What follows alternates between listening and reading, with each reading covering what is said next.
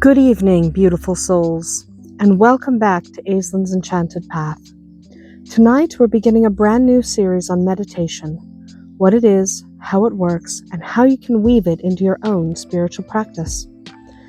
Think of this as the foundation, the first stepping stone before we explore specific techniques together. Meditation is one of the oldest spiritual practices in the world.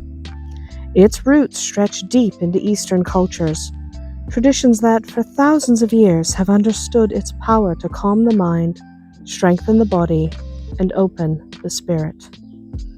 Over time, these practices traveled across the world, weaving their way into Western imagination, and today meditation has become a global practice. But here's the interesting part. Meditation has always been with us. Every culture, in one form or another, has practiced stillness, reflection, or rhythmic focus. Whether it was monks in the Himalayas, shamans drumming by firelight, or mystics in the Western world sitting in silence, people everywhere have known that turning inward opens the doorway to something greater. Today, meditation is no longer reserved for monks, yogis, or mystics. It's something anyone can practice, regardless of background or belief system. Hospitals recommend meditation to reduce stress. Universities and workplaces offer meditation classes to help with focus and mental clarity. Even doctors prescribe it as a way to soothe the body and still the mind. And let's not forget the everyday scenes.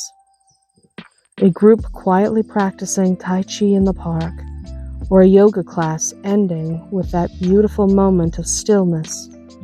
These are all forms of meditation.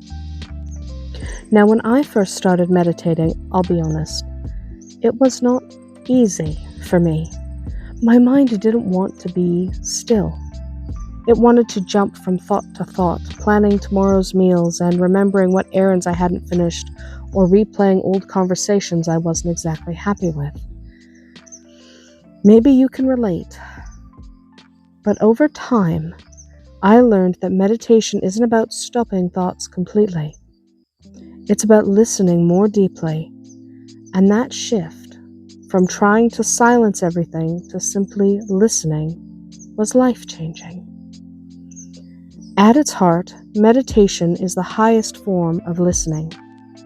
It's listening to your inner self, listening to the creative force that flows through the universe, and sometimes listening to the gods themselves.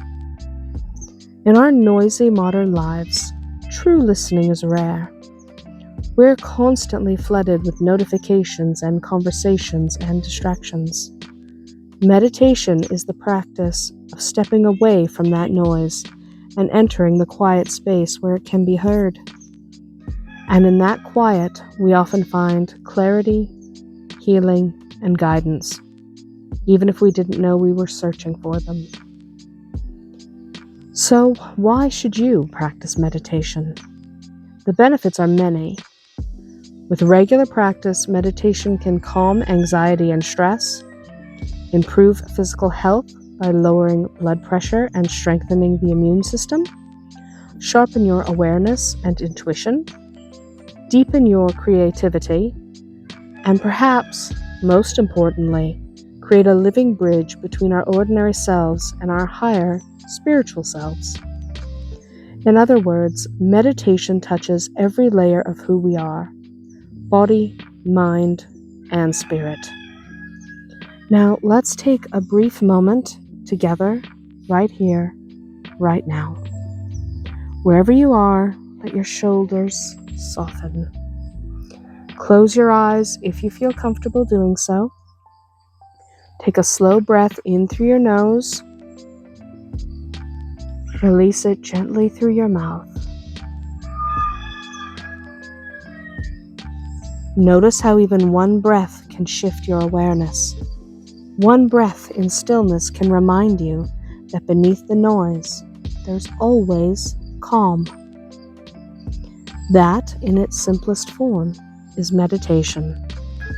It's not complicated, not unreachable, just being present. Now, there's often confusion around meditation, and that's understandable. It's been described in so many different ways, as prayer, as visualization, as energy work, all of that, yes, and even as a mental discipline. And truthfully, meditation can be all of those things. But don't let the different techniques overwhelm you. Remember that you, at your core, know how to meditate. You do. Yes, you can make it complicated and do fancy guided meditations. Yes, and those work for a lot of people. Guided meditations help many people, simply because they're a little easier. It's all right to use a guided. You don't have to be able to sit in stillness by yourself all the time. But for now, I just wanted to talk about what meditation is and how it can help you. Next week, we are going to come back and we will go more in depth into what meditation can do for you.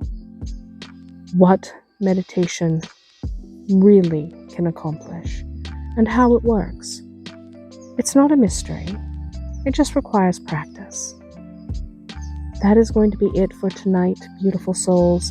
I hope you will join me next week when we talk a little bit more about meditation. Blessed be.